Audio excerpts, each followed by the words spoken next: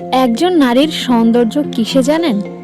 Well, নিজে পছন্দ করে বিয়ে করা হোক বা পরিবারের পছন্দে, দুটি ক্ষেত্রেই বেশিরভাগ পুরুষ গুরুত্ব দেন নারীর সৌন্দর্য বা শারীরিক অবয়বে। অথচ সৌন্দর্য ক্ষণস্থায়ী। না, আমি ভুল বলেছি। সৌন্দর্য মোটেও ক্ষণস্থায়ী নয়, শুধুমাত্র বাহ্যিক সৌন্দর্য ক্ষণস্থায়ী। গ্যালারি ঘাঁটতে গিয়ে নিজের স্ত্রীর পুরনো একটা ছবি দেখে সেদিন চমকে গিয়েছিলাম।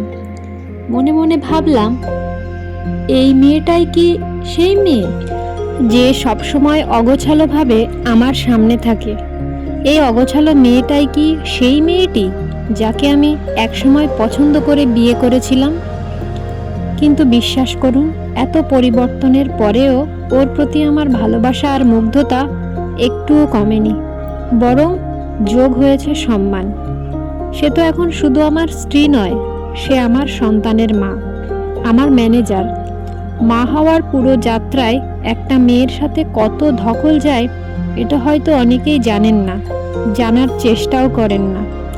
হরমোনের পরিবর্তন, চুল পড়া, চামড়া ঢিলে হয়ে যাওয়া, মুটিয়ে যাওয়া, আর সাথে পোস্টপার্টাম ডিপ্রেশন তো আছেই।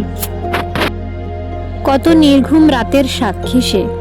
একবারও কি ভেবেছেন আমার ভবিষ্যৎ প্রজন্মকে পৃথিবীতে আনা থেকে শুরু করে তার শৈশবের সমস্ত দায় দায়িত্ব নিতে যার এত স্যাক্রিফাইস, তার প্রতি মুগ্ধতা কমবে কিভাবে বলুন?